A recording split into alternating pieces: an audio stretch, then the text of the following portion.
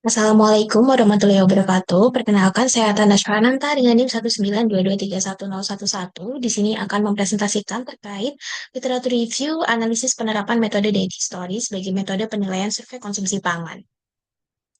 Jadi, survei konsumsi pangan ini merupakan metode untuk menganalisis pola makan, tingkat kecukupan konsumsi, serta faktor yang mempengaruhinya, di mana salah satu contohnya ini adalah dietary history.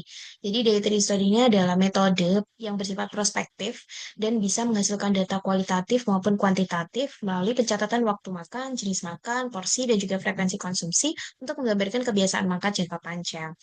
Jadi untuk literatur review ini berfokus untuk menganalisis penerapan dietary history pada tiga populasi, yaitu MDHQ untuk orang dewasa di Jepang, lalu dietary history untuk balita di Indonesia, dan juga BDHQ 15Y untuk anak dan remaja di Jepang. Jadi terkait dengan cara pelaksanaan untuk MDHQ ini dilakukan dengan dua cara, yaitu berbasis web menggunakan Google Forms dan juga berbasis kertas dalam bentuk kuesioner kertas A4 setebal 21 halaman. Kemudian kuesioner ini terdiri dari tiga bagian, jadi meliputi pertanyaan frekuensi konsumsi, frekuensi relatif konsumsi, dan juga perilaku makan umum, di mana data ukuran porsi tidak dicantumkan. Kemudian untuk data history balita di Indonesia ini, cara pelaksanaannya ini adalah data kuesionernya berisi riwayat pemberian ASI, frekuensi makan, dan keragaman makanan. Kemudian juga ada data FFQ yang terdiri dari 7 kelompok bahan makanan dan juga disertakan juga data tinggi badan balita gitu. Kemudian untuk BDHQ 15Y ini, cara pelaksanaannya ini adalah bentuk kuesionernya terdiri dari 4 bagian. Jadi meliputi frekuensi asupan makanan, lalu ada URT, metode pengolahan, dan juga perilaku diet umum. Dengan data ukuran porsi ini juga tidak dicantumkan. Dan kemudian untuk kelompok makanan yang dianggap tidak relevan dengan karakteristik responden, yaitu anak-anak dan remaja ini dikecualikan. Misalnya adalah alkohol. Selanjutnya terkait dengan cara pengolahan datanya. Jadi untuk MDHQ dan juga BDHQ 15Y ini cara pengolahan datanya itu sama, di mana untuk perhitungan zat gizinya didasarkan pada tabel standar komposisi makanan di Jepang. Kemudian untuk data kandungan gula tambahan karena tidak tertera dalam tabel standar tersebut, jadi diambil dari bahan pangan yang sama atau serupa dalam database pola pangan setara 2011 sampai 2012 dengan konversi 1 sendok teh sama dengan 4,2 gram gula. Kemudian untuk Detisori balita, ini pengolahannya ini dengan cara pengelompokan. Jadi untuk balita yang telah memenuhi MMF itu apabila telah mendapatkan jumlah makanan minimum sesuai anjuran WHO dan IDAI.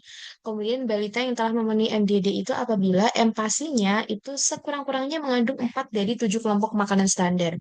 Kemudian untuk perhitungan data tinggi badan ini didasarkan pada Z-score HAZ dan kemudian dibandingkan dengan standar WHO seperti itu.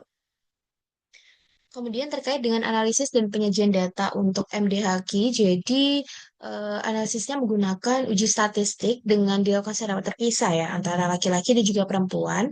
Dan juga untuk variabel yang diuji ini adalah 46 zat gizi, di mana zat gizi dari suplemen makanan ini tidak dipertimbangkan. Kemudian penyajian datanya ini seperti yang tertera dalam layar, jadi dalam bentuk tabel, kemudian disajikan sebagai rata-rata dan juga standar deviasi seperti itu.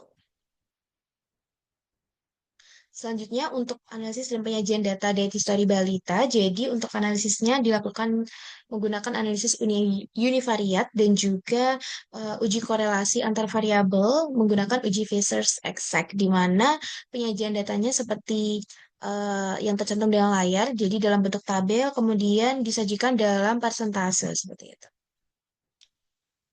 Selanjutnya untuk analisis dan penyajian data BDHQ 15Y, jadi untuk analisisnya dilakukan juga menggunakan uji statistik dan dilakukan secara terpisah juga antara laki-laki dan juga perempuan, di mana variabel yang diuji ini adalah energi, 44 zat gizi, dan juga 31 kelompok pangan.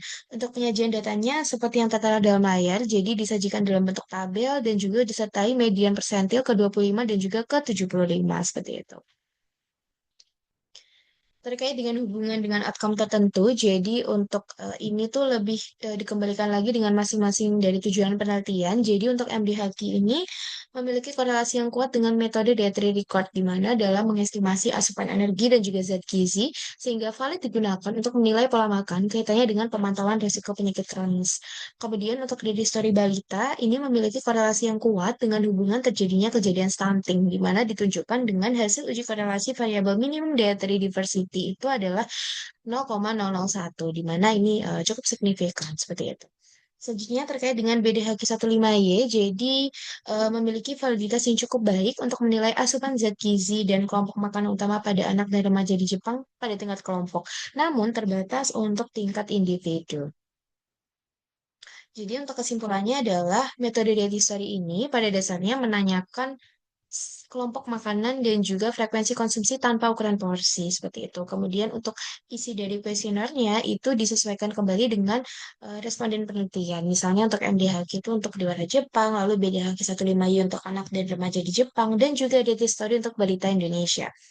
Kemudian terkait dengan pengolahan data, untuk MDHQ dan juga BDHQ15Y ini lebih memakai tabel komposisi pangan Jepang, sedangkan diet history balita lebih berfokus pada jumlah persentase terkait variabel konsumsi ASI, frekuensi, keragaman, dan juga status gizi WHO. Kemudian untuk analisis data, untuk MDHQ dan juga BDHQ15Y ini menggunakan uji statistik zat gizi, sedangkan untuk diet history balita ini dengan uji korelasi dengan kejadian stunting. Selalu untuk secara keseluruhan, untuk penyajian datanya ini disajikan dalam bentuk tabel dan juga narasi. Berikut adalah daftar pustaka yang digunakan dalam penyusunan literatur IGN-nya. Baik, sekian yang dapat saya sampaikan. Terima kasih. Assalamualaikum warahmatullahi wabarakatuh.